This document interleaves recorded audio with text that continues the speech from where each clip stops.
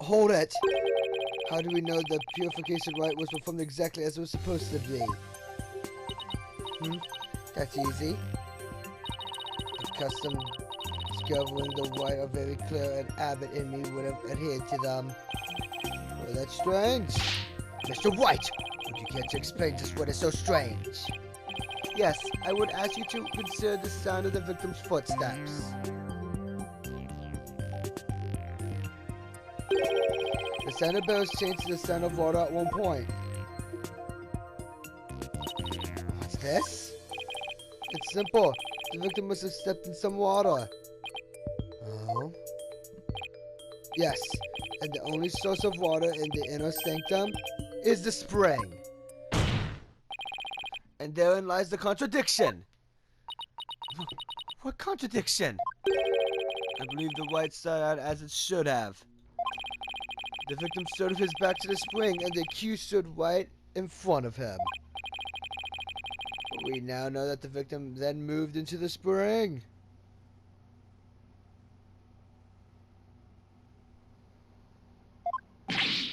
Poor Luca, this is absurd. This means the accused location differs from what her benevolence insight indicates.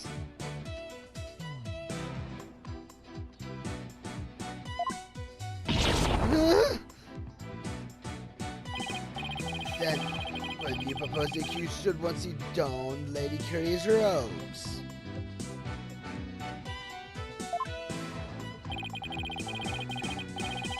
Based on the sound of the victim's footsteps, I believe Maya was standing here.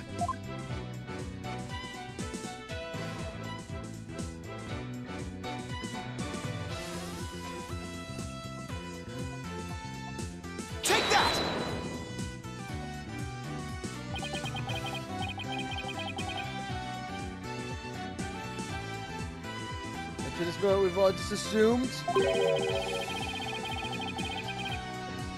that Abbott, Amy, and Miss Ray were staying where they were supposed to be. I saw in this White's guide. And saw it.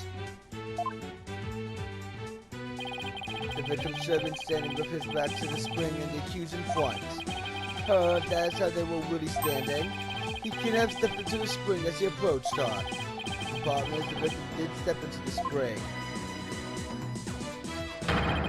This could mean that Miss Ray had actually been standing in the water.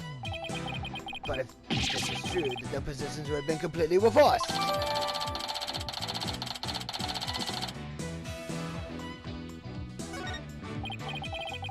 What is going on here, Miss Faye? Were you really standing in the spring? I'm sorry, but I don't remember anything about the White. The High Priest would never make such an obvious blunder during a fight. What on earth? Is that even possible? That's enough! Be that as it may, this has overturned my insights. It doesn't? Let us say the accused was standing in the war spring. So what?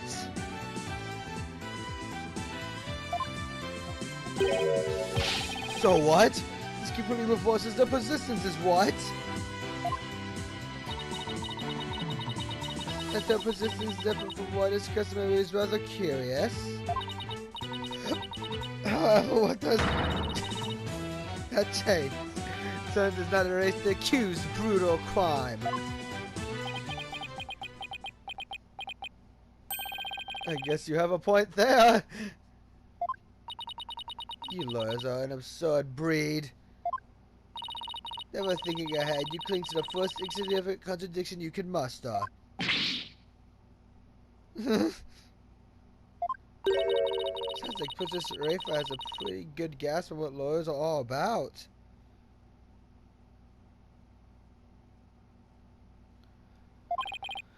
Oh my, what would I be without your brutally frank commentary right now?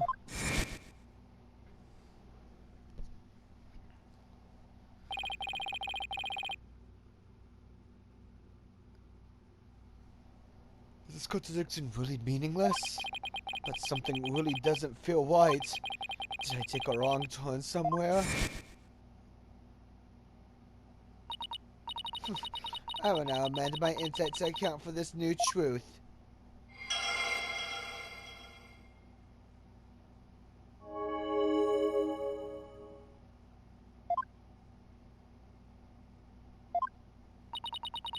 Now the contradiction is no more. But the truth of the matter still stands, no matter how stubbornly you deny it. What do you have to say for yourself now, Mr. White? Nick? Your Majesty, this lawyer may have raised a trivial objection, but her benevolent insights have no further inadequacies of any kind. Yes, so it would seem. Wait a second, but there is another contradiction.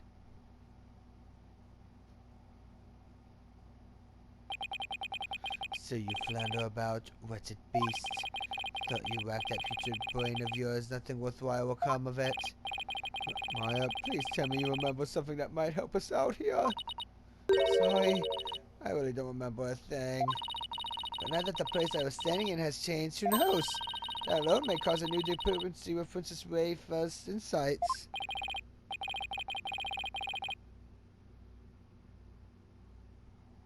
That's right, we now know that Maya was standing in the spring. A major change like that could very well produce a contradiction.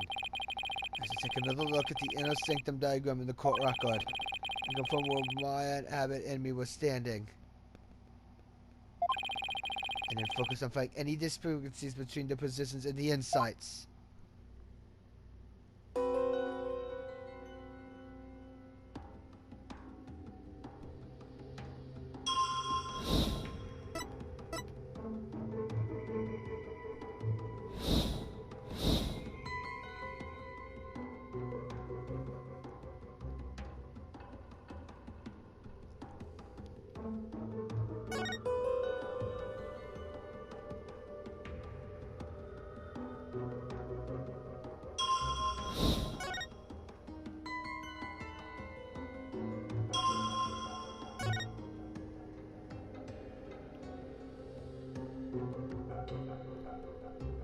Objection!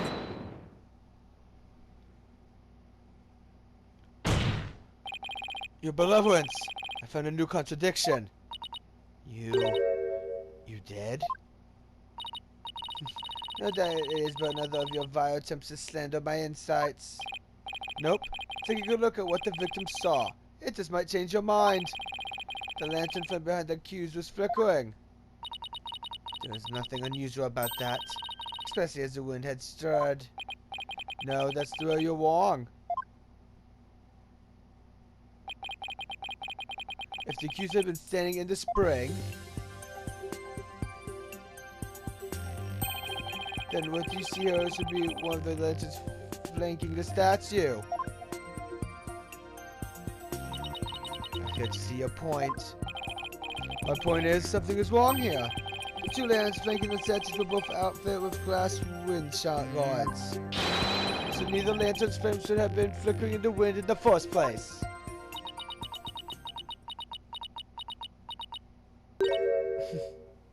She seems pretty ticked, Nick. I don't remember saying anything funny. Let's see what you wish to prove here, but... Very well. I shall refine the vision and reveal the truth for all to see.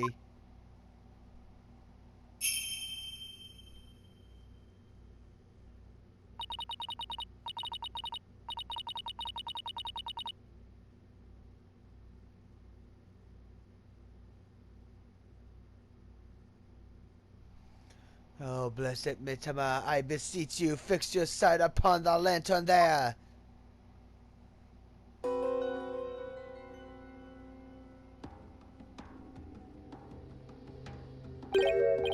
Huh?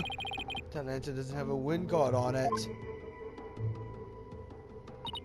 And rightfully so.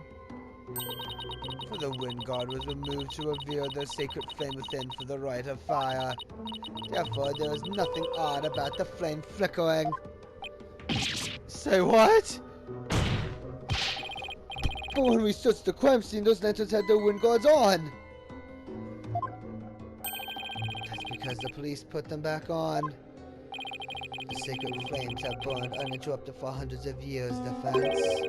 We cannot risk them being extinguished even during an investigation. They will never fly back home. Well, Bobbed Head, are you done quibbling? If so, It is time to bow down before the testimony of the Mitama. Nick? Don't worry, Maya. I'm just getting started. Alright, let's go over everything we know so far. I was wearing Lady Kira's robes and sang in the spring. The High Priestess thoughts had been moving towards her. So I should look for sensations and stand in contradiction to this argument. I won't give up. I'm going to find a contradiction that will undermine their accusation against Maya.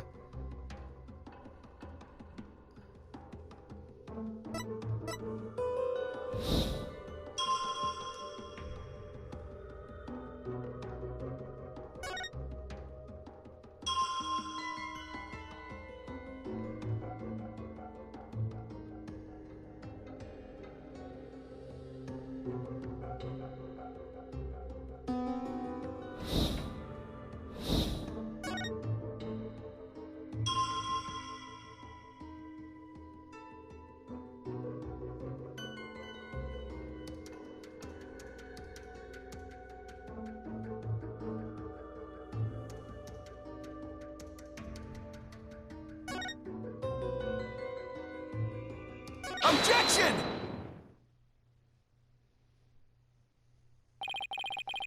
What could this possibly mean? That lantern clearly contradicts the insight. This contradiction overturned the entire case I've been building. Are you all right, Mr. White? 1 minute you shout out and next you fall silent. Perhaps it is like the bellow of one who is barreling down a hill with no way of stopping. Is that not right, Prosecutor Shad Mahdi? Don't get cold feet now, Phoenix. Even if this overturns the entire case you built so far, the only way is to keep moving forward, because that's where we find the truth. Sorry, but I'm not barreling down a hill. In fact, I'm in full control of everything with the indisputable contradiction I found. Is that so? The lantern behind the accused clearly... No, blatantly contradicts your insight! Does it now? One of the lanterns on the entrance side of the inner sanctum was broken. If you watch what Abbot Indy saw in his final moments, you'll notice that the lantern behind the frame from his face is broken. The lantern behind Lady Kira, however, is still intact. In short, we are seeing 2 different lanterns in this seance vision. How could this be? And even if it was so, how would that contradict my insights?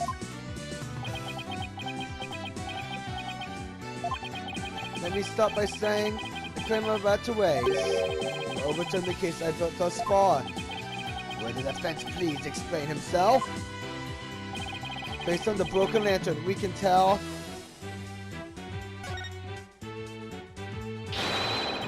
where the accused and the victim were standing. But did you not just finish asserting that the accused was standing somewhere else? I did. I put my argument on that faulty premise. But thankfully, it has led us here. To the actual spot where Miss Faye was standing.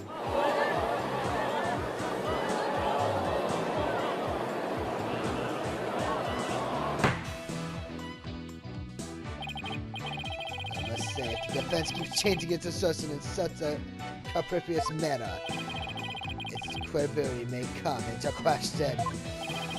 I'm willing to take that risk, Your Majesty, because I believe this will be the last time. I'd like to start by pointing out the actual spot where the accused was standing. Very well. Show us whether you now believe the accused was actually standing. Based on the location of the broken lantern, where was Maya really standing? Take that! And you're sure it was there? My head slept. Sorry, just did that. What did it count?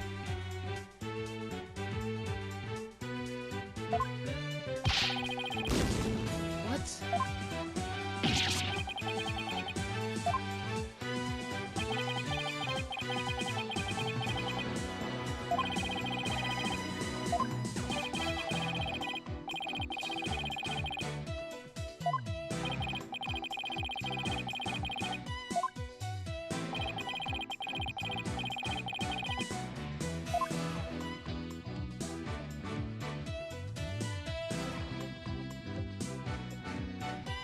right here.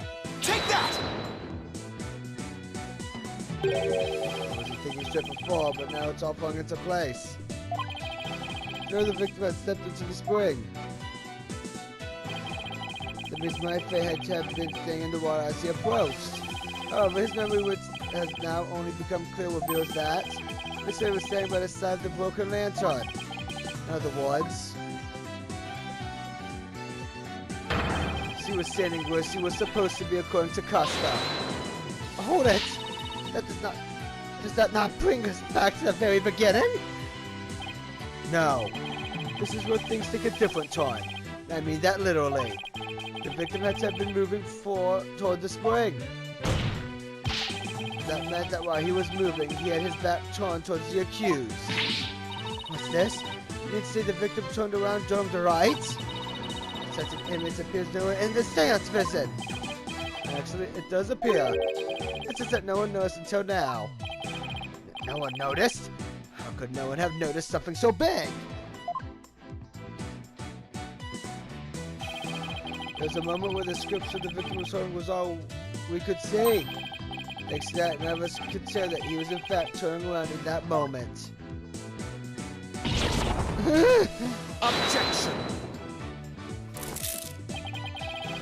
The defense asserts that her benevolent intention no longer makes sense. How do you intend to explain that? Objection! I don't need to explain anything, because it's just as you said, Prosecutor Shadmati. But benevolent intent don't make any sense because they contain a huge error. Such insolence!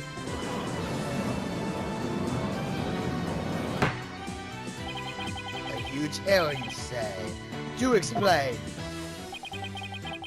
Huge error is...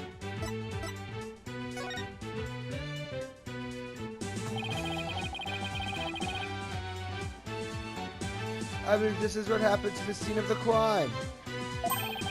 The victim was reading a sutra when suddenly he sensed someone behind him. He immediately looked back to see someone dressed as Lady Kira standing there. Wishing to see who it was, he approached the robed figure. That's when he was stabbed. This cannot be. Oh, but it can, and it is. The insight saying the accused stabbed the victim is wrong. And that is the real truth lying behind this testimony of the dead.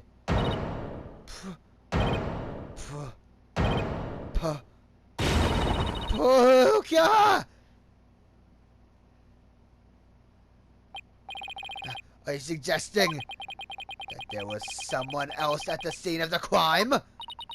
Have I misunderstood the voice of the Mitama yet again? This cannot be! That was a close one. But I managed to divine the true meaning behind the seance visit somehow. I should add these new facts to the court record.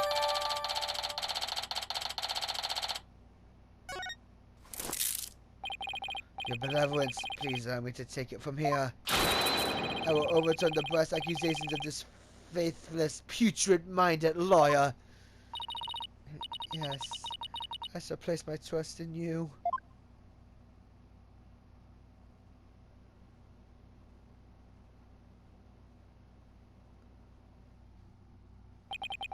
Are you sure about this, Prosecutor Shadmati? My work as an international prosecutor has taken me to courtrooms around the world. In that time, I have learned to perform last rites for souls in trials lacking a seance. Yes, of course. Forgive my ludicrous inquiry. Moreover, I have with me a forensic investigator from overseas.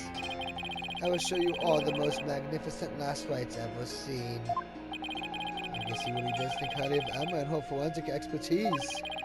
I'm impressed that he's come to understand their value. Then again, he is an international prosecutor who solved tough cases around the world. Time to hunker down, huh?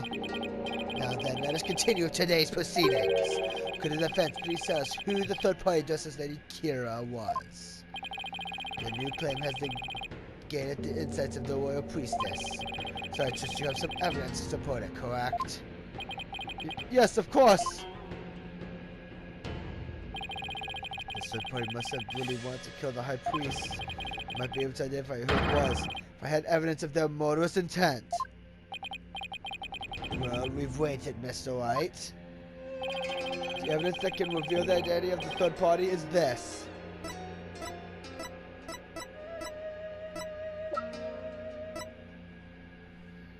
Take that!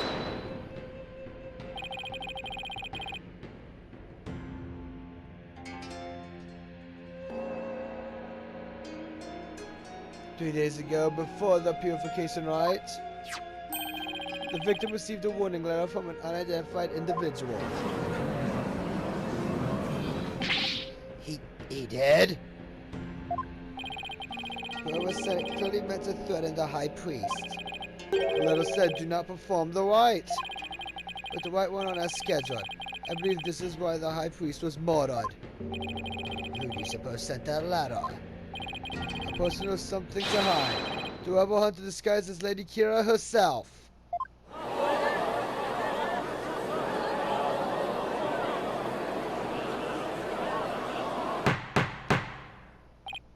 Peace?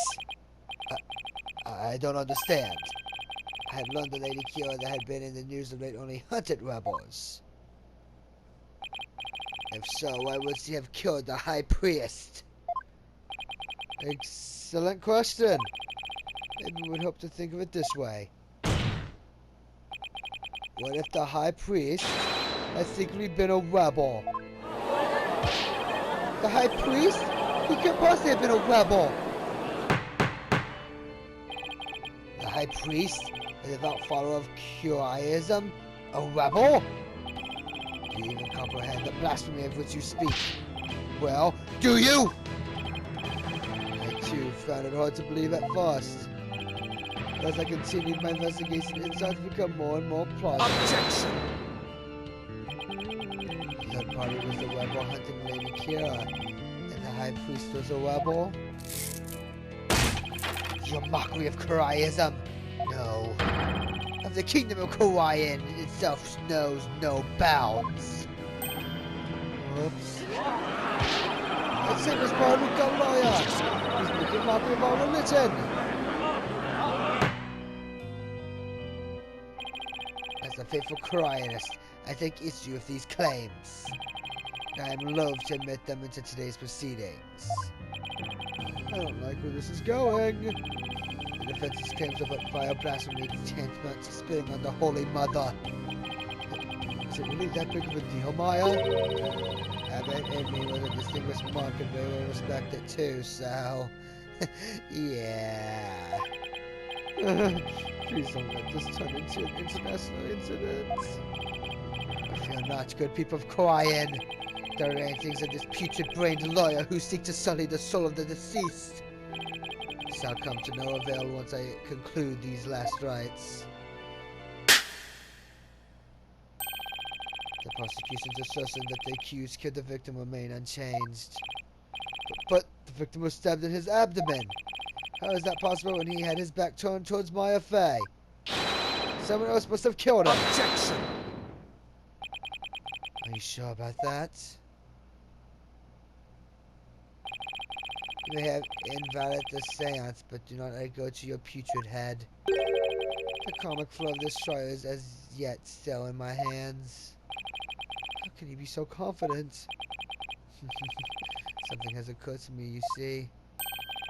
And your allegations of a third party are but a deluded fantasy. And I shall prove that by calling a new witness to the stand. An eyewitness who will deliver a definitive answer that will dispel the defense's doubts. An eyewitness?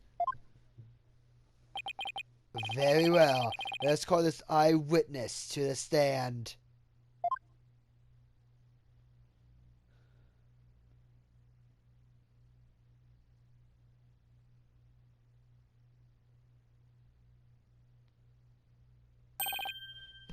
It's him again. Well now, he has to be the shaggiest witness I've ever laid eyes upon.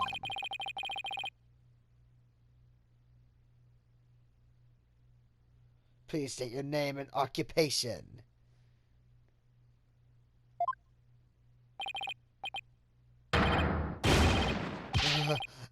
You know, that so-and-so whatchamacallit.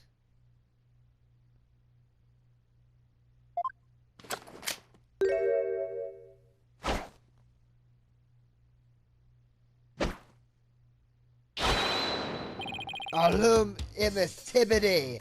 This is what they've been calling me.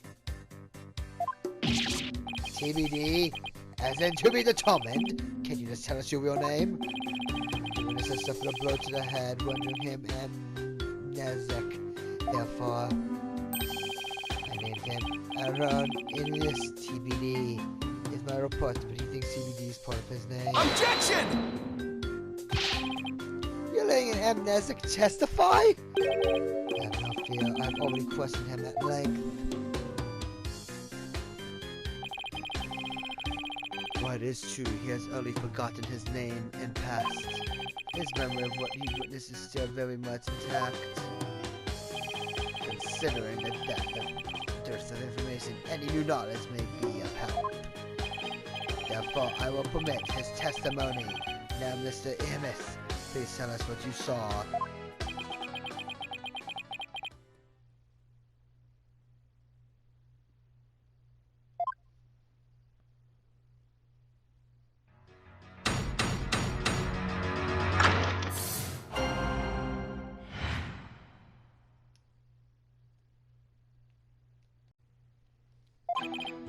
That night, I was up at the top of Mount Poi Poi, the mountain next to the inner sanctum. I hate cowards, so I climbed up there to pray in peace. I know it's a no-no, but since there was no one around, I used my binoculars to spy on the white at the inner sanctum. That's when I saw the accused stab the high priest with a dagger. There's no way you saw Miss Face stab the victim with a dagger. I sure I didn't know what he's talking about. Oh, I don't remember it anyway. Mr. Poi Poi, the beautiful mountain that is also known as the Little Sanctum. Must be talking about that smaller mountain from the poster. Mr. Amos, I was wondering. What can I do for ya? The inner sanctum lies on a high elevation where clouds and fog can obscure the view. Are you sure you were able to see what happened from the mountaintop next to it? Good point. His Majesty raises an excellent question. Well, Mr. Amos? On the day of the white, there wasn't a cloud in the sky. I had a perfect view. If you don't believe me, check the weather forecast in the paper that day. Nick, don't we have the newspaper from that day? Yeah, let's take a look.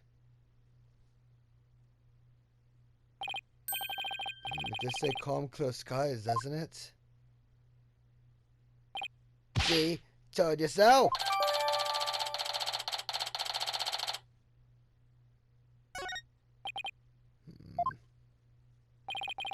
Well, it appears the witnesses offered testimony worth hearing.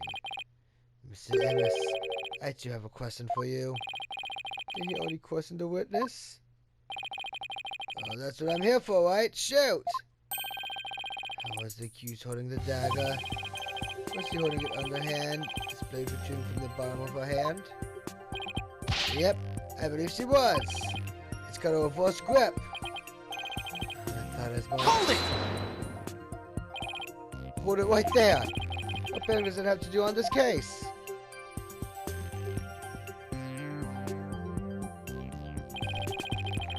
Interruptions, you putrid-headed lawyer.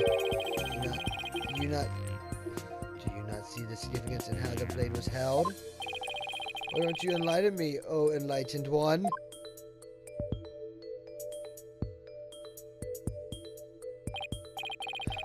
I knew you were a fool. I can already picture you in your next life. Next life?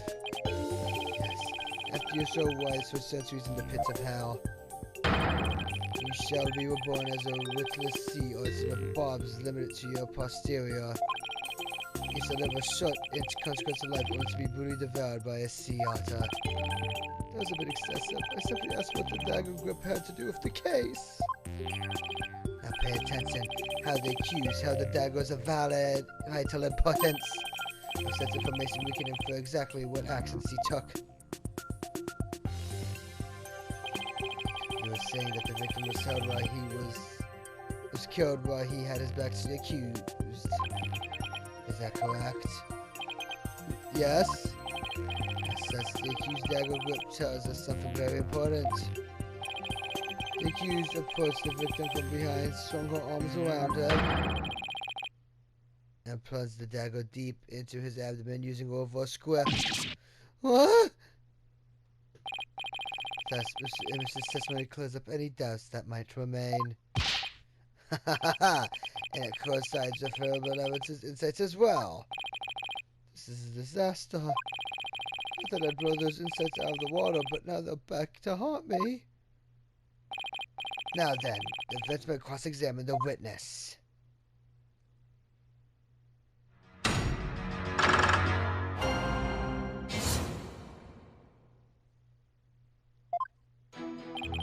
That night, I was up at the top of Mount Poi Poi, the mountain next to the inner sanctum. I hate crowds, so I climbed up there to pray in peace. I know it's a no-no, but since there was no one around, I used my binoculars to spy the right at the inner sanctum.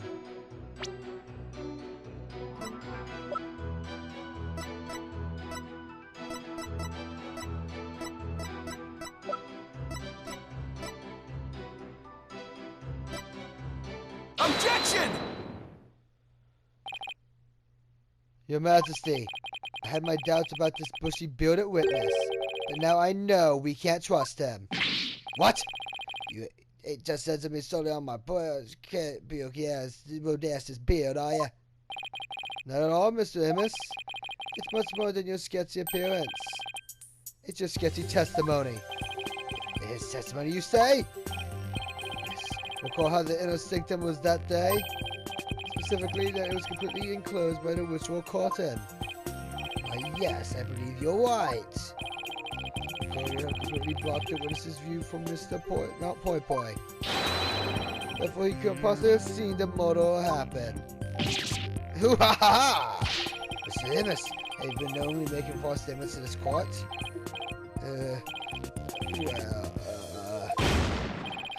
You got me. The witness will lower his voice. I didn't actually see the accused herself. You didn't actually see the accused herself? What's that supposed to mean? Let me set the record straight, I beg ya.